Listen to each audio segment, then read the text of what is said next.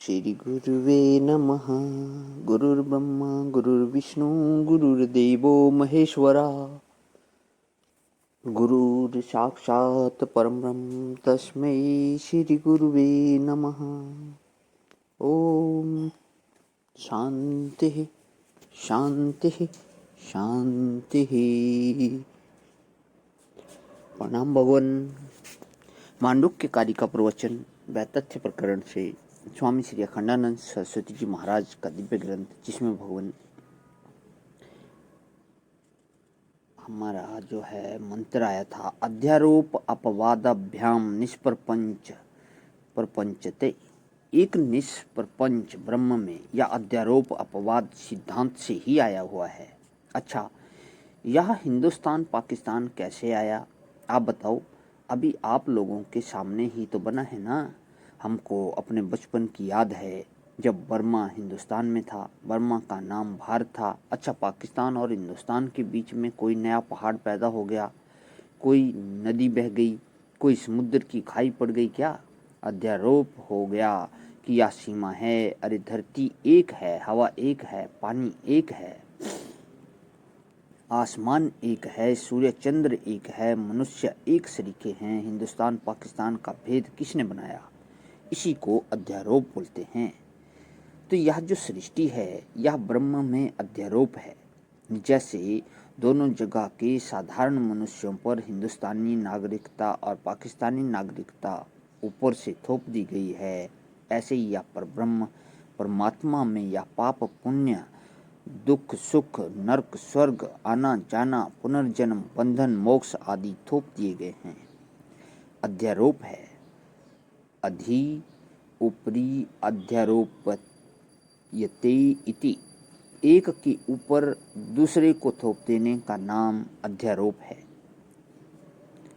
उस किए हुए अध्यारोप को हटाकर देखो, बिल्कुल शुद्ध वस्तु ब्रह्म है। जैसे हिंदुस्तान और पाकिस्तान की आदि है अमुक सन, अमुक महीना और 12 बजे रात से हिंदुस्तान पाकिस्तान दोनों अलग अलग। एक समय ऐसा आवेगा, अमुक सन अमुक महीने में अमुक तारीख की आधी रात को हिंदुस्तान पाकिस्तान का अपवाद हो जाएगा, माने दोनों दो नहीं रहेंगे। द्वैत वह अध्यारोपित होता है और अद्वैत जो होता है वह अध्यारोप और अपवाद दोनों का अधिष्ठान होता है। तस्मादात् धन्वन्ते मिथ्यै खलु ते समृतः, जिसकी आदि है, अंत है, जिसका अध्यारोप है और अपवाद है, और जिसका आवाहन तथा विसर्जन है, वह कल्पित है। जो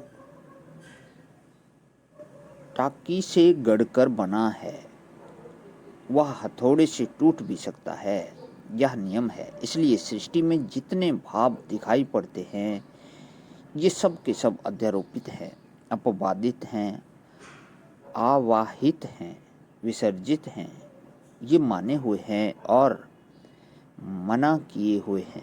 ये सब के सब मिथ्या हैं।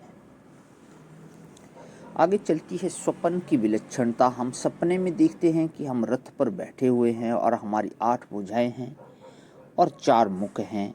ऐसे सपने भी आते हैं। इतना तो देखने में साफ ही आता है कि बूढ़ा आदमी भी सपने में अपने को जवान देखता है। यह तो सार्वजनिक अनुभव है। स्त्री जितनी हैं वे अपने को जवान ही सपने में देखती हैं। वृद्ध कभी नहीं देखती हैं, क्योंकि उनके मन में बुढ़ापे की संवित होती ही नहीं।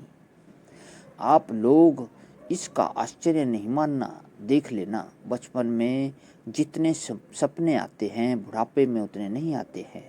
पढ़ते समय के आते हैं, गुरुजी के आते हैं, साधन के आते हैं, अभ्यास के आते हैं। उनका संस्कार बड़ा पक्का होता है। ये तो यह स्वप्न की एक विचित्र गति है। वह क्या है? जैसे कोई भी स्वर्ग में जाए तो अपने को देवता रूप में देखेगा। वह स्वर्ग का स्थानीय धर्म है। जैसे वकील को जज के सामने जाना होता है तो वह काला चोगा पहन लेता है।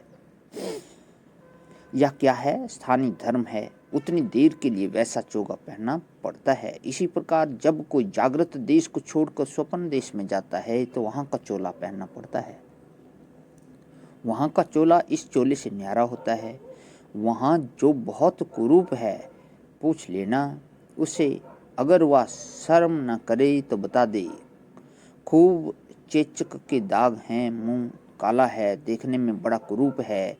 उससे पूछना कि तुम सपने में भी ऐसे ही रहते हो कि दूसरे ढंग के हो जाते हो, तो देखना वह बताएगा कि सपने में हम बहुत सुंदर हो जाते हैं, क्योंकि उसका दिल सुंदर है। दिल सुंदर है तो सपने में उसमें सौंदर्य आ जाता है। प्रणाम भवन, आज ही विराम। ओम शांति शांति शांति।